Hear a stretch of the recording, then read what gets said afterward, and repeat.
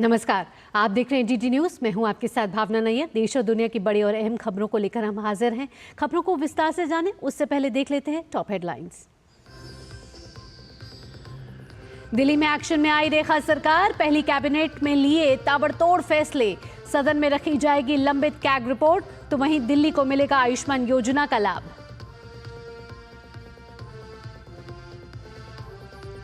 प्रधानमंत्री मोदी आज soul leadership conclave का करेंगे उद्घाटन। पीएम आज 98वें मराठी साहित्य सम्मेलन का भी करेंगे उद्घाटन। महाकुंभ में अभी तक 58 करोड़ से अधिक श्रद्धालुओं ने किया स्नान। आज यूपी के जेलों में बंद कैदियों को मिलेगा त्रिवेणी संगम के जल में स्नान करने का अवसर।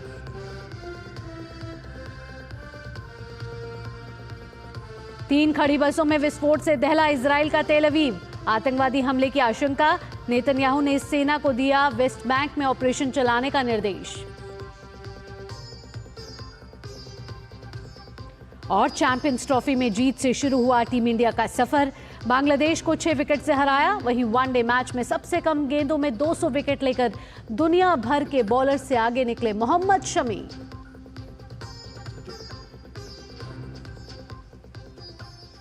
अब खबरें विस्तार से। दिल्ली में 27 साल बाद बीजेपी की सरकार अस्तित्व में आ चुकी है। वहीं रेखा गुप्ता के मुख्यमंत्री बनते ही राजधानी का सियासी पारा भी चढ़ने लगा है। कल मुख्यमंत्री का पदभार लेने के बाद रेखा गुप्ता ने पहली कैबिनेट बैठक बुलाई और ताबड़तोड़ ऐसे फैसले ले डाले जिसकी चर्चा आगे भी होती रहेगी। कैबिनेट के फैसलों के बाद अब दिल्ली के लोगों को आयुष्मान भारत स्वास्थ्य बीमा योजना का लाभ मिलेगा। इसके तहत प्रत्येक लाभार्थी को कुल 10 लाख रुपए का स्वास्थ्य कवर प्रदान किया जाएगा, जिसमें केंद्र और दिल्ली सरकार 5-5 लाख रुपए का योगदान देंगी। रेखा कैबिनेट ने यह भी फैसला लिया है कि विधानसभा के पहले सत्र में सीएजी यानी कि कैग की 14 लंबित रिपोर्ट पेश की जाएंगी, जिन्हें पिछली आप सरकार ने रोक रखा था। आयुष्मान योजना दिल्ली में जो टॉपअप के साथ 5 लाख का टॉपअप जो हम दिल्ली सरकार की ओर से देंगे और 5 लाख रुपए केंद्र सरकार की ओर से दिया जाएगा, उसे सर्वसम्मति से पारित किया है। दूसरा विषय, कैग की रिपोर्ट्स, 14 रिपोर्ट्स पेंडिंग हैं जो कि पिछली सरकार ने टेबल नहीं की। पहला ही हाउस जो होगा उसमें उन रिपोर्ट्स को पेश किया जाएगा। आज की कैबिनेट में यह भी पास किया गया है। दिल्ली कैबिनेट की पहली बैठक में पात्र महिलाओं को 2500 रुपये मासिक सहायता देने की महिला समृद्धि योजना पर भी चर्चा की गई। हालांकि इसे अभी मंजूरी नहीं मिली है। इस पर पूर्व मुख्यमंत्री आतिशी ने सवाल खड़े किए तो मौजूदा मुख्यमंत्री रेखा गुप्ता ने अपने ही अंदाज में पलटवार किया। देखिए, सरकार हमारी है, एजेंडा हमारा है, तो काम हम ही करने दीजिए ना। आपको हर चीज में कहने की जरूरत नहीं है। उन्हें कहिए कि जब आपका कार्यकाल था आपने किया। दिल्ली कैबिनेट की बैठक में लिए गए अहम फैसलों पर दिल्ली के मंत्री परवेश वर्मा ने प्रतिक्रिया दी है। उन्होंने कहा कि दिल्ली में आयुष्मान योजना लागू हो गई है और कैग रिपोर्ट भी जल्द पेश की जाएगी। दिल्ली में आयुष्मान योजना लागू हो गई है, सीएजी की रिपोर्ट जल्दी पेश होगी। वहीं उद्योग और खाद्य मंत्री मनजिंदर सिंह सिरसा ने कहा कि पीएम मोदी का किया हुआ वादा पूरा किया गया है। उन्होंने कहा कि सीएजी रिपोर्ट पेश होने के बाद बहुत सी चीजों का सच सामने आएगा। प्रधानमंत्री जी ने वादा किया था कि पहली कैबिनेट मीटिंग में हम पास करेंगे। हमने आज आयुष्मान भारत की योजना को दिल्ली में लागू करने के लिए भारत सरकार के साथ एग्रीमेंट करने के लिए आज कैबिनेट ने अप्रूवल दे दी है। इसके साथ ही दूसरी बात थी कैग रिपोर्ट की, जिस रिपोर्ट में बहुत सारे घोटाले थे। लगभग 14 कैग रिपोर्ट अभी तक पेंडिंग थी जो विधानसभा के अंदर टेबल नहीं हुई थी, उसको भी हमने टेबल करने का इजाजत दी है। और ये जहां टेबल होंगी उसके बहुत सारे घोटाले निकलेंगे। इसमें परफॉर्मेंस रिपोर्ट भी हैं और परफॉर्मेंस रिपोर्टों में बहुत गड़बड़ियां थी, खासतौर पर शराब की सप्लाई में बहुत गड़बड़ियां थी, इसलिए उनको रोका गया था। अब बहुत चीजों का सच सामने आएगा। दिल्ली की नवनिर्वाचित भाजपा सरकार की पहली कैबिनेट बैठक में आयुष्मान भारत योजना को दिल्ली में लागू करने पर भाजपा अध्यक्ष जेपी नड्डा ने खुशी जाहिर की है। जेपी नड्डा ने कहा कि आयुष्मान भारत योजना को मंत्रिमंडल की पहली बैठक में लागू करने के निर्णय के लिए दिल्ली सरकार का अभिनंदन करता हूं। उन्होंने साथ ही कहा कि मोदी की गारंटी यानी हर गारंटी पूरी होने की गारंटी। साथ ही उन्होंने कहा कि आपदा सरकार ने 10 वर्षों तक अपनी संकीर्ण और स्वार्थपूर्ण राजनीति के कारण द्वेषवश इस जन हितैषी योजना से दिल्ली वासियों को वंचित रखा था। इस कारण दिल्ली के लाखों नागरिक विषम परिस्थितियों में उत्तम इलाज से वंचित थे। भाजपा अध्यक्ष ने कहा कि उनकी पार्टी ने विकसित दिल्ली के संकल्प पत्र में इस योजना को लागू करने का संकल्प लिया था। उन्होंने कहा कि मंत्रिमंडल की पहली बैठक में लिया गया यह निर्णय प्रमाण है कि प्रधानमंत्री नरेंद्र मोदी के मार्गदर्शन में दिल्ली की भाजपा सरकार जन भावनाओं के अनुरूप विकास कार्य के अपने ध्येय को साकार करने हेतु कटिबद्ध है।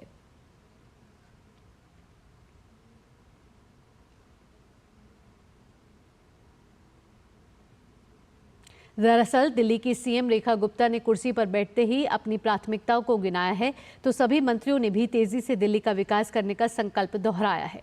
खासतौर पर यमुना की सफाई का, जिसकी पहली झलक कल उस वक्त देखने को मिली जब रेखा कैबिनेट सरकार गठन के पहले ही दिन यमुना आरती में शामिल हुई।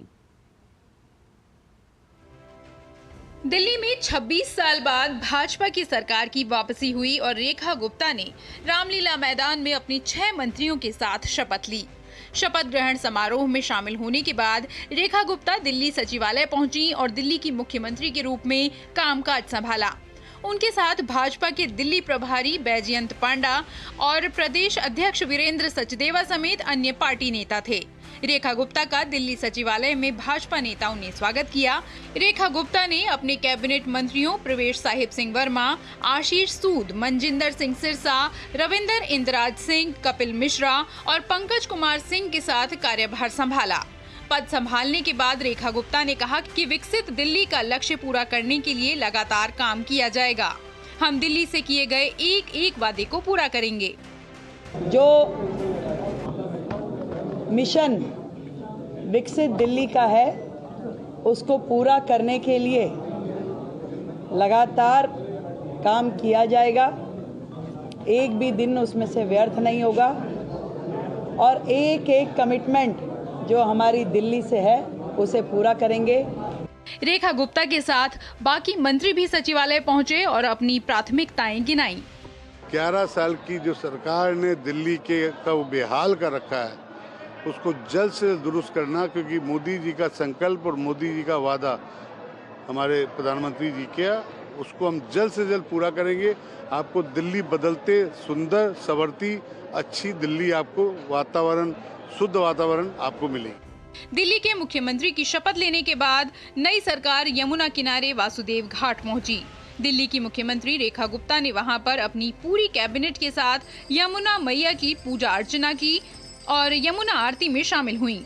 उन्होंने यमुना को स्वच्छ और निर्मल करने का संकल्प दोहराया। माँ यमुना की आरती करते हुए हमने फिर से उस संकल्प को दोहराया जो हमारी प्राथमिकता रहेगी। माँ यमुना को फिर से उनके पुराने साकार स्वरूप में लेके आना, साफ सुथरा करना, दिल्ली को वो यमुना माई का फिर से आशीर्वाद देना जिसके वो अधिकारी हैं। यमुना की सफाई हमारी प्राथमिकता, उसके लिए जो साधन संसाधन लगाने होंगे उस पे पूरे लेआउट प्लान के साथ में काम किया।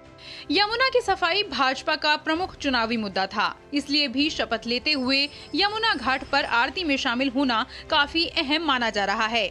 यमुना आरती के बाद रेखा कैबिनेट की पहली बैठक हुई जिसमें अहम फैसले हुए। दिल्ली में भाजपा 26 साल बाद सत्ता में आई है और पार्टी ने चुनाव से पहले काफी वादे किए थे, इसलिए जनता को अब इंतजार है कि सरकार कितनी जल्दी वो वादे पूरे करती है। धीरज, गिरीश और नितेंद्र सिंह के साथ ब्यूरो रिपोर्ट, डीडी न्यूज। आगे बढ़ते हैं। प्रधानमंत्री नरेंद्र मोदी आज सुबह करीब 11 बजे नई दिल्ली के भारत मंडपम में सोल लीडरशिप सम्मेलन के पहले संस्करण का उद्घाटन करेंगे। इस मौके पर वह उपस्थित लोगों को संबोधित भी करेंगे। भूटान के प्रधानमंत्री दाशो शेरिंग तोब्गे मुख्य अतिथि के रूप में मुख्य भाषण देंगे, जो दिल्ली पहुंच चुके हैं। 2 दिवसीय सोल लीडरशिप सम्मेलन एक प्रमुख मंच के रूप में काम करेगा, जहां राजनीति, खेल और कला जैसे विविध क्षेत्रों के लोग अपनी प्रेरक जीवन यात्राएं साझा करेंगे। यह सम्मेलन सहयोग और विचार नेतृत्व के एक इकोसिस्टम को बढ़ावा देगा, जिससे युवाओं को प्रेरित करने के लिए विफलताओं और सफलताओं दोनों से सीखने का मौका मिलेगा।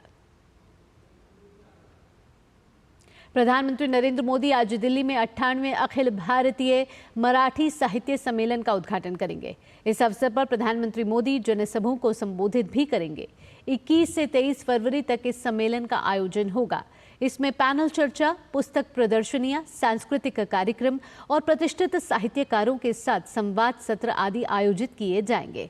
हाल ही में सरकार ने मराठी को शास्त्रीय भाषा का दर्जा दिया है। सम्मेलन का उद्देश्य मराठी साहित्य की कालातीत प्रासंगिकता का उत्सव मनाना है। इसमें भाषण, संरक्षण, अनुवाद और साहित्यिक कार्यों पर डिजिटलीकरण के प्रभाव जैसे विषय भी शामिल हैं। मराठी साहित्य सम्मेलन में पुणे से दिल्ली तक साहित्य की ट्रेन यात्रा द्वारा 1200 प्रतिभागी शामिल होंगे। इसमें 2600 से अधिक कविताओं की प्रस्तुति, 50 पुस्तकों का लोकार्पण और 100 बुक स्टॉल लगाए जाएंगे।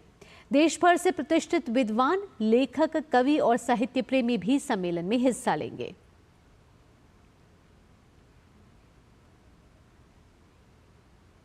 उत्तर प्रदेश के उप मुख्यमंत्री केशव प्रसाद मौर्य ने दिल्ली में हुई एनडीए की बैठक के बाद डीडी न्यूज से विशेष बातचीत में कहा कि ऐसे बैठकों से कहीं ना कहीं सबका मनोबल बढ़ता है। हमारे सहयोगी राजेश राज के साथ देखिए उनकी ये एक्सक्लूसिव बातचीत। सर, कैसा रहा बैठक? जितने भी राज्यों के मुख्यमंत्री, उप मुख्यमंत्री थे, उनके साथ भोजन, फिर फोटो सेशन और बिहार में भी कमल खिलाने की तैयारी। मुख्यमंत्री, उप मुख्यमंत्री एक जगह इकट्ठे होते हैं तो पीएम साहब मौका नहीं छोड़ते, सबको एक जगह इकट्ठा कर बातचीत जरूर। देखिए, एक ऐसा चेहरा है, एक ऐसा नेतृत्व है जिनके साथ सब लोग जुड़ना चाहते हैं और माननीय प्रधानमंत्री जी के साथ जब बैठने का मौका मिले तो वो हर हम सब जैसे कार्यकर्ताओं के लिए सौभाग्य की बात होती है। यूपी के deputy chief minister Keshav Maurya, जिन्होंने साफ तौर पर कहा कि जब सब लोग एक जगह हों तो बातचीत जरूर होती है और अब आगे बिहार फतह करने की सबसे बड़ी जिम्मेदारी हमारी है और शायद इसीलिए इस बैठक में तमाम लोगों ने शिरकत किया और पीएम साहब ने मार्गदर्शन किया। कैमरामैन शुभम शर्मा के साथ दिल्ली से मैं राजेश राज, डीडी न्यूज के लिए। और आइए आप खबरें दिव्य भव्य महाकुंभ से जुड़ी हुई।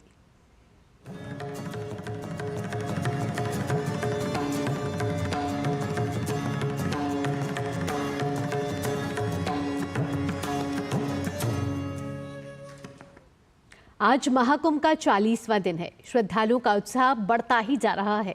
मेला प्रशासन का दावा है कि अब तक 58 करोड़ से ज्यादा श्रद्धालु संगम में डुबकी लगा चुके हैं।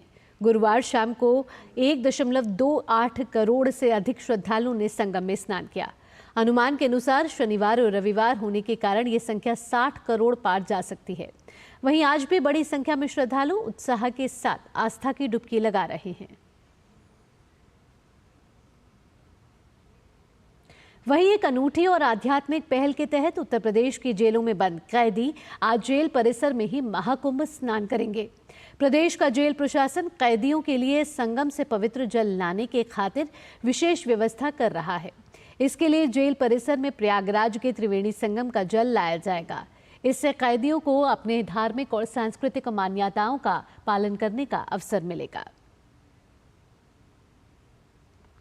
महाकुंभ में युवा भी बढ़ चढ़कर हिस्सा ले रहे हैं। पश्चिम बंगाल के बैरकपुर से 3 युवाओं की एक ऐसी टोली है जिसने अपने अदम्य उत्साह से बाइक से 850 किलोमीटर की दूरी तय कर प्रयागराज के पवित्र संगम में डुबकी लगाई। आइए सुनते हैं पश्चिम बंगाल के कोलकाता से 14 फरवरी की शाम प्रयाग नगरी के लिए निकले 3 युवाओं के सफर से जुड़े अनुभव। पूरी दुनिया से लोग खिंचे चले आ रहे हैं प्रयागराज और इसी क्रम में ये 3 युवा भी आए हैं। कहाँ से आए हैं, कैसी अनुभूति रही, ये अपनी बाइक से सीधे चलते हुए अपने गृह राज्य से आए हैं। और सबसे बड़ी बात यह कि आस्था का वो संगम जो कि त्रिवेणी में होता है, भारत भारतीयता का जो संगम त्रिवेणी में होता है, उसके विविध रूप दिखते हैं। आपसे जानना चाहेंगे, अपना नाम बताएं, कहाँ से आए हैं और कितनी लंबी यात्रा आप लोग। मेरा नाम राजकुमार हजरा है। हम लोग वेस्ट बंगाल का कलकत्ता से मतलब बैरकपुर से आए हैं। हम लोग 14 तारीख रात को हम लोग निकले थे। लगभग हम लोग 850 किलोमीटर राइड कर लिए, अभी यहाँ नहा लिए, अभी हम लोग लौट रहे हैं। कितने स्टॉपेज लगे, कितना दिन लगा? हम तो 14 तारीख को निकले थे रात 11 बजे और इधर पहुंचा कल दोपहर को इधर पहुंचा। ठीक है, बहुत अच्छा लग रहा है। और स्नान हो गया यहाँ पे, त्रिवेणी में स्नान हो गया? त्रिवेणी संगम में अभी सुबह नहाया, अभी सीधा कलकत्ता जा रहा है। अब वापस कलकत्ता जाएंगे। एक इनके और मित्र हैं, उनसे जानना चाहेंगे, त्रिवेणी से गंगा जी जब निकलती हैं तो फिर गंगा सागर में जाके विलीन होती हैं, तो आप समझिए कि पूरे देश को गंगोत्री से लेकर गंगा सागर तक गंगा ही है जो जोड़ती है। आपका क्या संदेश है युवाओं के लिए? 140 साल बाद एक कुंभ मेला हुआ था, फिर 2025 में एक कुंभ मेला हुआ है, इसीलिए हम लोग डिसाइड किए कुंभ प्रयागराज में जाके ही नहाएंगे। अच्छा लगा नहाने में, सबको ही अच्छा लगा। मैं ये कह रहा हूँ कि युवाओं से क्या आप अपेक्षा करेंगे कि हमारी जो नदियाँ हैं, जो गंगा जी हैं, वो साफ सफाई बनी रहे? कुछ संदेश क्या मन में आपके यहाँ से ठान के जा रहे हैं, क्या संकल्प लेके जाते हैं? संकल्प क्या लेके जा रहे हैं, जो गंगा जो है उसको मैला ना फैलाए, अच्छे से रहे। यही एक और टिप्पणी हम लेते हैं। आप बताएं युवाओं को क्या संदेश देंगे? पूरा भारत यहाँ सिमट जाता है, न ऊंच न नीच, न छोटा न बड़ा, एक ही घाट पर सब आके नहाते हैं। हाँ, सब आए नहाइए, और क्या, अब कब आएगा महाकुंभ फिर से? 144 साल बाद आएगा, तो आइए और नहाइए, और ज़्यादा दिन तो बाकी नहीं है, 26 तारीख तक ही चलेगा, यही बस। तो देखिए, बस मन में एक अभिलाषा है कि लोग इस महाकुंभ के दिव्य भव्य आयोजन के साक्षी बने, और साथ ही साथ लोग प्रयागराज अगर आएँ तो यहाँ से एक संकल्प भी लेकर जाएं, चाहे वो भारत भारतीयता के ताने बाने को मजबूत करने का हो, चाहे वो शाश्वत के सनातन मूल्यों को और प्रगाढ़ करने का हो, और साथ ही साथ देश के निर्माण में अपना अंशदान करने का हो। और ये युवा शक्ति इसी का आह्वान कर रही है। कैमरा पर्सन रमाकांत के साथ Ashwini Kumar Mishra, DD news, Mahakumbh Nagar Prayagraj.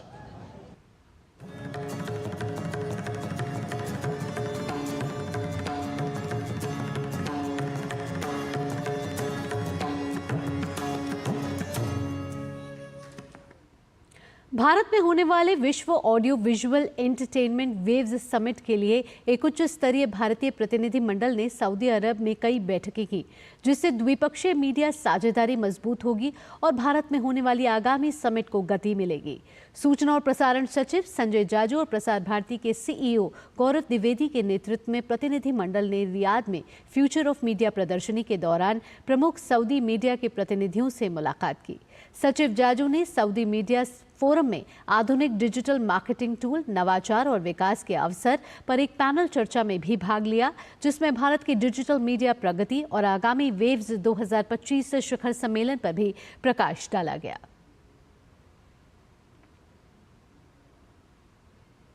There's opportunities to discuss issues of common interest, because the media and the entertainment segment across the world has huge opportunities for countries, has also got its own challenges.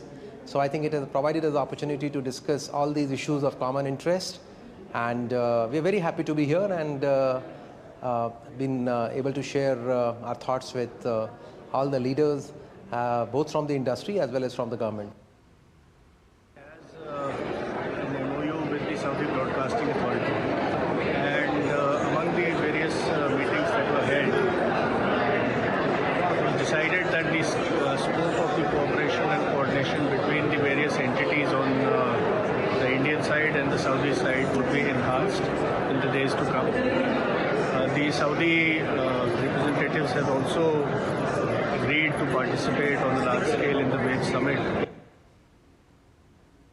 We were able to connect very extensively with the Saudi policymakers, Saudi industry, and various other entities which are very important for bilateral collaborations. We had a very productive meeting with the Deputy Minister of Media, a team from Ministry of Investment, the CEO of the Saudi Broadcasting Authority, the Vice President of Saudi Press Agency, CEO of Saudi Research and Media Group, and many other entities. In all these interactions, we were also able to promote the WAVE Summit, which is upcoming in India, and we see there is a lot of interest among the Saudi entities.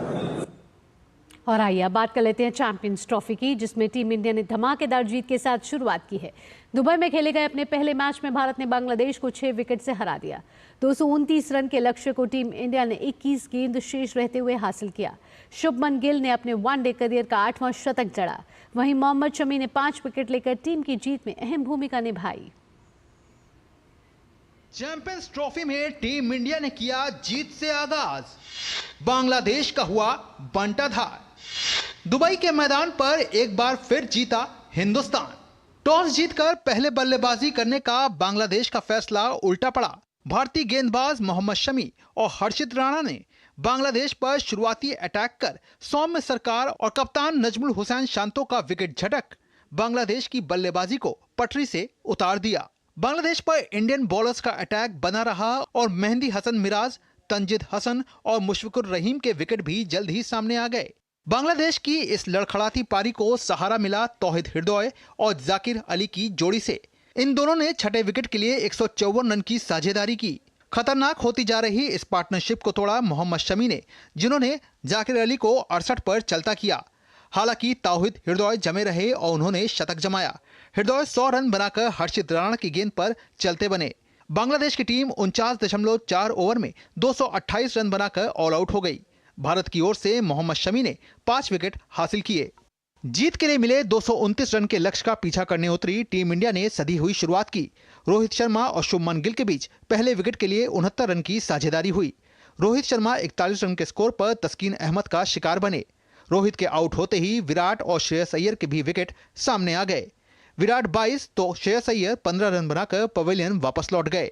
लेकिन शुभमन गिल जमे रहे और उनका दूसरे छोर से बखूबी साथ दिया केएल राहुल ने। गिल ने शतकीय पारी खेली। गिल के वनडे करियर का ये 8वां शतक भी रहा। शुभमन गिल की इस दमदार पारी के बल पर भारत ने बांग्लादेश को 6 विकेट से हराकर जीत के साथ चैंपियंस ट्रॉफी में अपने अभियान का आगाज किया। Sports desk, DD news.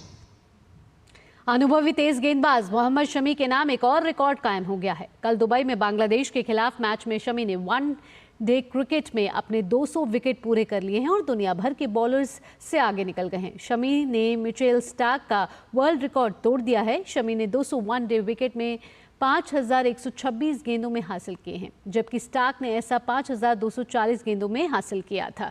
Shami ने कल बांग्लादेश के खिलाफ 43वें ओवर में जाकिर अली के रूप में अपना 200वां वनडे विकेट लिया। देश आज विज्ञान और प्रौद्योगिकी के क्षेत्र में लगातार नई ऊंचाइयों को छू रहा है और उसमें उन वैज्ञानिकों की महत्वपूर्ण भूमिका रही है जिन्होंने स्वतंत्रता के बाद देश को आत्मनिर्भर बनाने का सपना देखा और उसे साकार किया। इस क्रम में डॉक्टर शांति स्वरूप भटनागर का योगदान विशेष रूप से उल्लेखनीय है।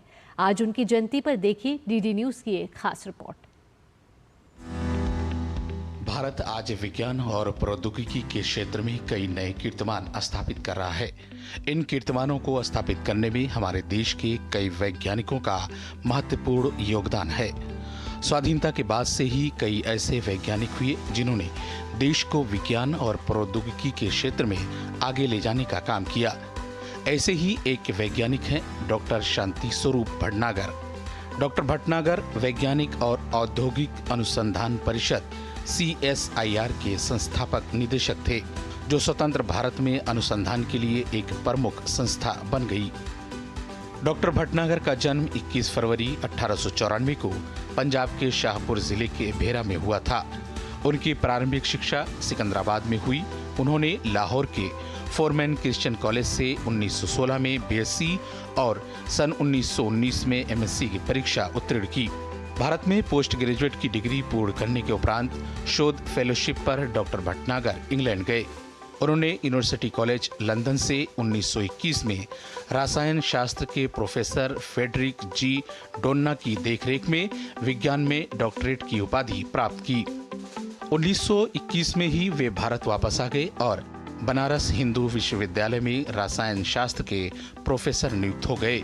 3 साल तक वहां अध्यापन किया। वहां 3 साल गुजारने के बाद वे लाहौर चले गए, जहां उन्हें पंजाब यूनिवर्सिटी में फिजिकल केमिस्ट्री का प्रोफेसर और विश्वविद्यालय के रसायन प्रयोगशालाओं का निदेशक नियुक्त किया गया। इस दौरान उन्होंने इमल्सन्स, कोलोइड्स और औद्योगिक रसायन शास्त्र पर कार्य किया, पर मैग्नेटो केमिस्ट्री के क्षेत्र में उनका योगदान सबसे अहम रहा। सन 1928 में उन्होंने के.एन. माथुर के साथ मिलकर Bhatnagar Mathur magnetic interference balance का आविष्कार किया। ये चुंबकीय प्रकृति ज्ञात करने के लिए सबसे संवेदनशील यंत्रों में एक था। बाद में एक ब्रिटिश कंपनी ने इसका उत्पादन भी किया। उन्होंने शिक्षा मंत्रालय में सचिव के पद पर कार्य किया और भारत सरकार के शिक्षा सलाहकार भी रहे। आजादी के बाद 1947 में शांति स्वरूप भटनागर के नेतृत्व में वैज्ञानिक और औद्योगिक अनुसंधान परिषद CSIR की स्थापना की गई। उन्हें इसका पहला महानिदेशक बनाया गया। उन्हें शोध प्रयोगशालाओं का जनक कहा जाता है। भटनागर ने भारत में कुल 12 राष्ट्रीय प्रयोगशालाएं स्थापित की। विश्वविद्यालय अनुदान आयोग UGC के वे पहले अध्यक्ष थे। वर्ष 1954 में उन्हें पद्म भूषण से सम्मानित किया गया। 1 जनवरी 1955 को उनका निधन हो गया।